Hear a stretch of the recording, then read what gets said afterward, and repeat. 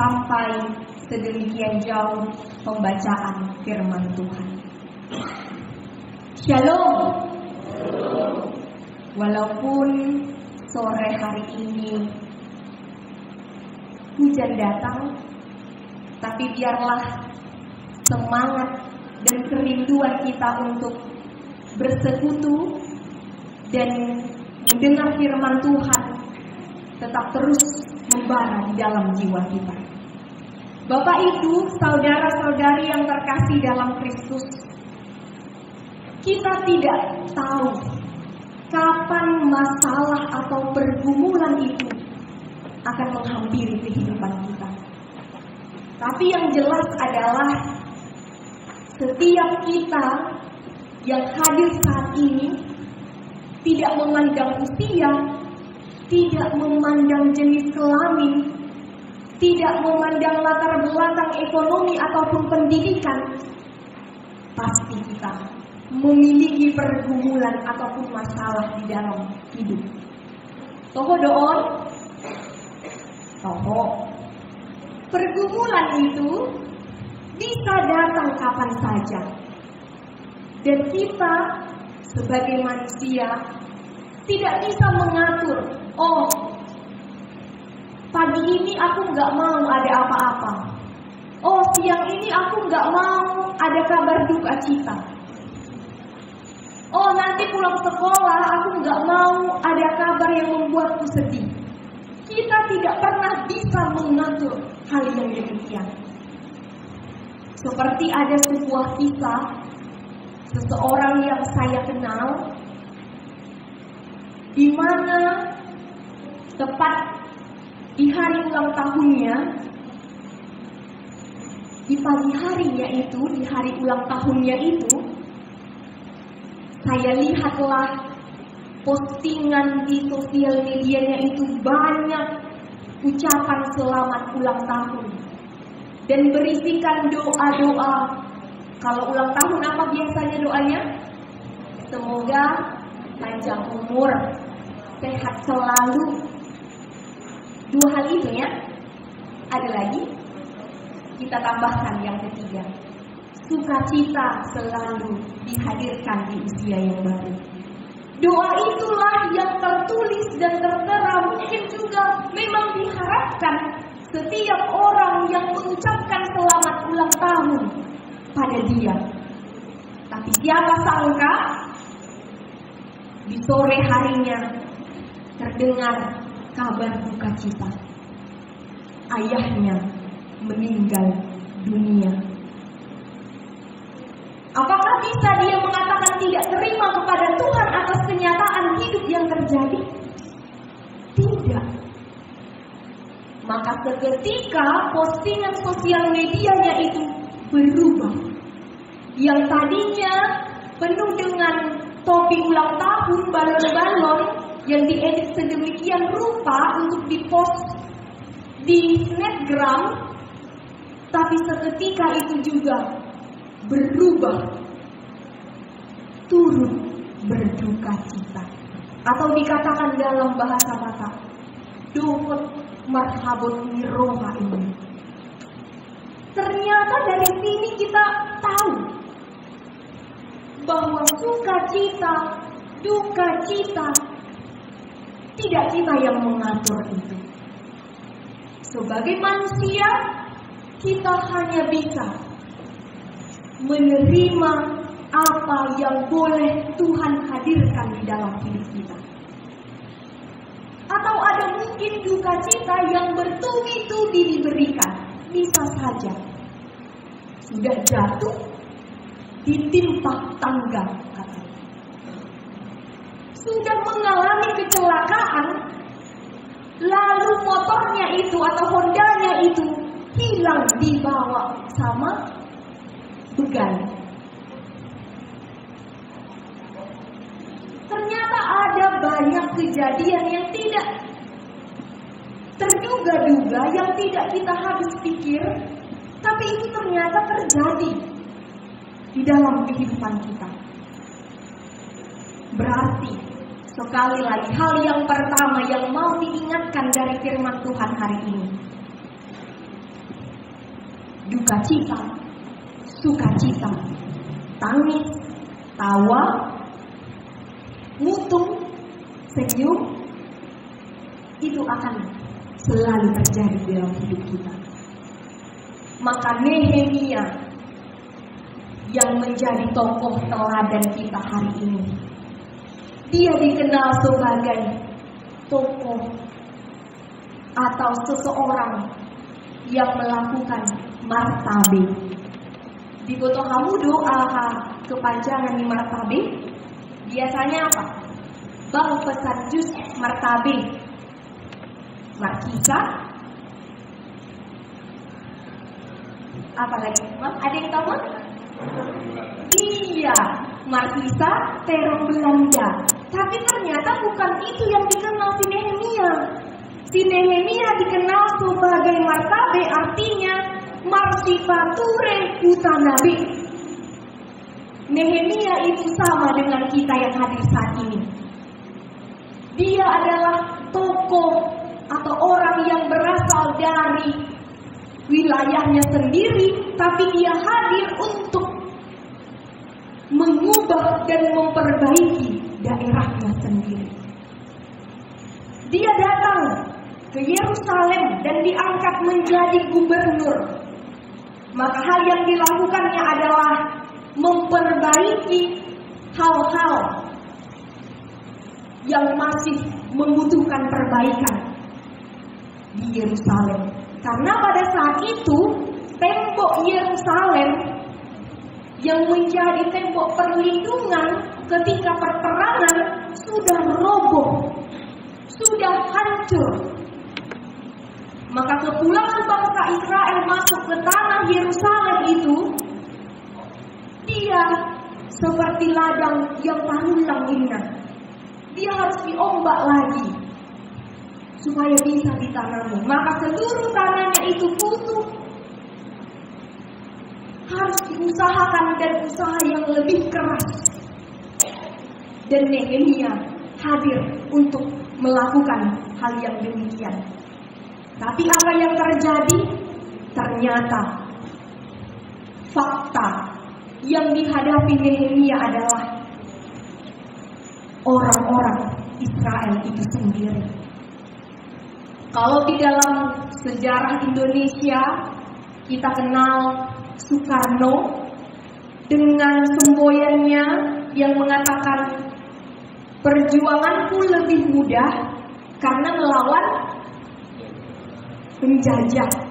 Namun perjuangan kalian akan lebih sulit karena melawan bangsa sendiri. Berarti kita yang hadir di sini tidak melupakan sejarahnya. Walaupun mungkin masa lalu itu kita punya cerita yang sulit, tapi yang namanya sejarah dan masa lalu itu harus diingat supaya sebagai pelajaran. Nah, kalau misalnya Soekarno mengatakan hal yang demikian, Nehemia juga ternyata menghadapi hal yang sulit itu. Dia menghadapi perlawanan dari bangsanya sendiri, dari kaumnya sendiri. Penindasan orang yang kaya terhadap orang yang miskin itu sangat-sangat terasa. Bahkan orang-orang miskin itu dijadikan budak oleh mereka sendiri, yaitu orang-orang kaya. Padahal mereka sesama bangsa Israel. Mereka sesama orang yang dikeluarkan Allah dari pembuangan dan masuk kepada tanah yang dijanjikan Tuhan. Tapi sesama mereka juga melakukan penindasan dan kekerasan. Yang kaya semakin kaya, yang miskin semakin miskin. Inilah yang dihadapi oleh Nehemia. Maka datanglah orang-orang yang tertindas itu menghadap Nehemia. Mereka itu, kalau dikatakan di dalam teks khotbah kita, mereka dikatakan berteriak. Tapi ternyata kalau kita lihat secara terjemahan dari bahasa Ibrani-nya, mereka tidak hanya berteriak, tapi mereka menuntut Nehemia melakukan pembebasan. Mereka menuntut Nehemia untuk melakukan pembebasan terhadap penindasan itu.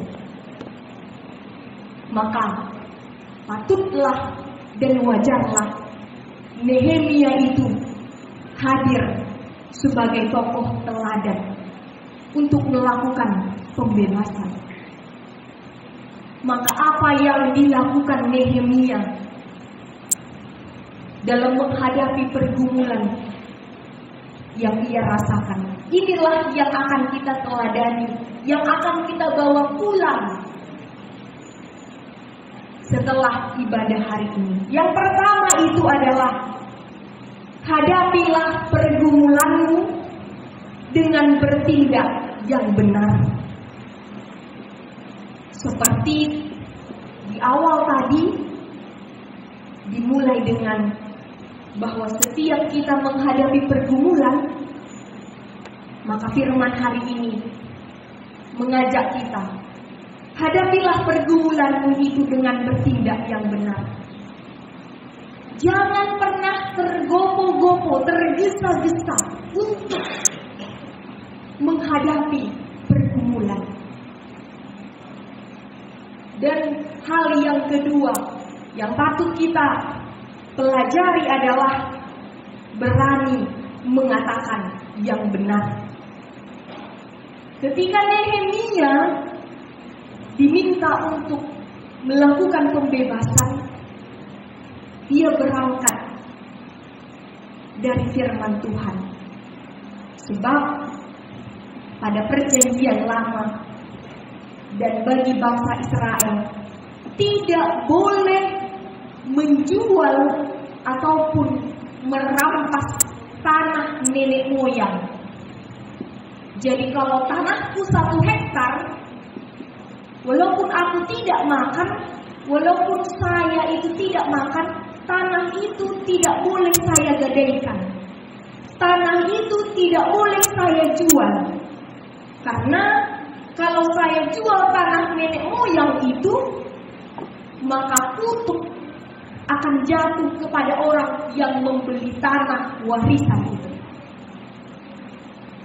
Maka berangkat dari pemahaman inilah Nehemia menggugah orang-orang kaya agar mereka melepaskan budak-budak dan mau memberikan apa yang ada pada mereka. Berangkat dari pemahaman inilah Nehemia melakukan dan menyerukan pembaharuan kepada orang-orang kaya, kepada orang yang memiliki, agar mau memberikan sedikit dari yang mereka punya. Maka ternyata saudara-saudari yang terkasih, dalam menghadapi pergumulan itu perlu disikapi dengan benar. Tidak perlu terburu-buru. Dan yang pasti adalah kita harus berani mengatakan yang benar. Berani mengatakan yang benar. Jangan pernah takut tidak disukai orang lain jika yang kita katakan itu adalah hal yang benar. Jangan pernah takut dimusuhi orang lain jika yang kita ungkapkan itu adalah sesuatu yang benar. Maka ini pelajaran yang penting bagi remaja, muda-mudi HKBP yang hadir saat ini. Berani mengatakan yang benar. Terlebih dalam satu persekutuan, satu pelayanan, berani katakan yang benar. Jika ada yang kurang, maka yang lebih memahami, katakan apa yang dipahaminya. Bukan berarti untuk mengajari, tapi untuk berbicara saling mengisi. Yang kosong itu akan bisa diisi dengan yang mampu. berani. Itu yang perlu kita teladani. Hal yang kedua adalah mari percaya bahwa di setiap pergumulan yang kita hadapi pasti ada jawabannya. Percaya bahwa setiap pergumulan yang kita hadapi pasti ada jawaban dari Tuhan. Seperti sebuah lirik lagu yang mengatakan demikian. Jika kau yang membuka pintu, tiada satupun dapat menutupnya. Jika Tuhan sudah membuka pintu, pergumulan apapun, kerinduan apapun yang ada di dalam hati kita, atau sakit hati apapun, sesesak apapun yang kita rasakan, kalau Tuhan sudah membuka pintunya, maka tidak ada satupun orang yang dapat menutupnya. Maka jangan pernah beranggapan dan berpikir, Tuhan, kenapa ini yang terjadi padaku? Tuhan, kenapa ditinggalkannya aku? Kurang apanya aku? Jangan pernah katakan demikian. Karena ada banyak cara Tuhan untuk merendah hidup kita menjadi lebih baik. Atau bahkan sebenarnya patah hati kita itu, kesedihan kita itu, pergumulan kita itu adalah jalan Tuhan untuk membuat hidup kita lebih berwarna. Mungkin bersama Dia warna kita biru seperti langit, lapis blue. Tapi mungkin ketika bersama yang lain, hidup kita menjadi berwarna. Ada warna merah jambu, warna jingga, warna kuning. Maka saudara-saudari, bila saat ini kita datang ke tengah-tengah hadirat Tuhan saat ini, membawa berbagai pergumulan, kerinduan, ataupun yang tersembunyi, terselubung di dalam hati kita, sampaikan pada Tuhan. Minta Tuhan agar Tuhan berikan hikmat, kekuatan, sehingga kita mampu melewati apapun yang terjadi di dalam hidup kita. Dan yang terakhir, firman Tuhan hari ini menyapa kita dengan mengatakan demikian. Jika Tuhan memakai Nehemia sebagai alatnya untuk menjawab pergumulan orang Israel pada saat itu, maka saya, maka kamu, maka kita semua, kita bisa dipakai Tuhan untuk menjawab pergumulan hidup orang lain. Dan orang lain juga bisa Tuhan pakai untuk menjawab setiap pergumulan kita. Sebab di dunia ini, setiap kita dipanggil untuk menjadi berkat bagi orang lain. Biarlah kiranya Tuhanlah yang memampukan kita, yang menyertai kita dalam menghadapi setiap rasa yang hadir di dalam hidup kita. Amin. Kita bersatu di dalam doa. Allah Bapa di dalam kerajaan sorga, dengan kerendahan hati kami mengucap syukur atas firman yang boleh kami dengar pada saat ini. Tuhan menyapa kami dengan kehadiran sosok Nehemia di tengah-tengah orang Israel pada saat itu. Engkau mengingatkan kami bahwa dalam setiap pergumulan kami, Tuhan selalu ada. Bahwa setiap rancangan Tuhan selalu baik di dalam hidup kami. Allah Bapa, mampukanlah kami menjadi Nehemia masa kini yang mampu menjadi jawaban setiap pergumulan orang lain.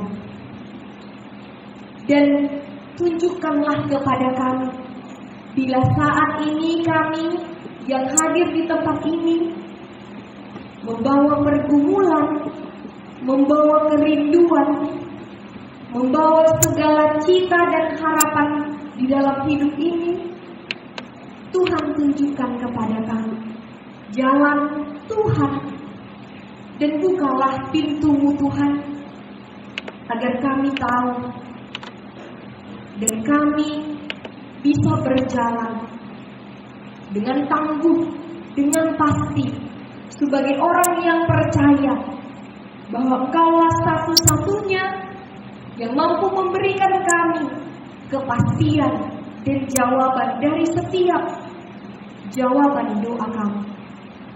Allah Bapa di dalam kerajaan surga, kami datang ke hadirat Tuhan saat ini, tentunya membawa cita-cita, pribadi lepas pribadi, keluarga lepas keluarga.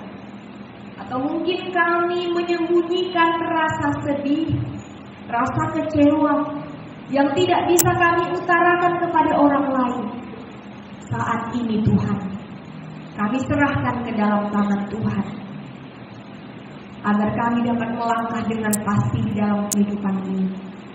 Bapa di dalam kerajaan sorga, kami berdoa untuk setiap saudara-saudari kami, bila dalam keadaan sakit, Tuhanlah yang menyembuhkan mereka, memulihkan kesehatannya, melalui obat serta para medis yang menangani mereka.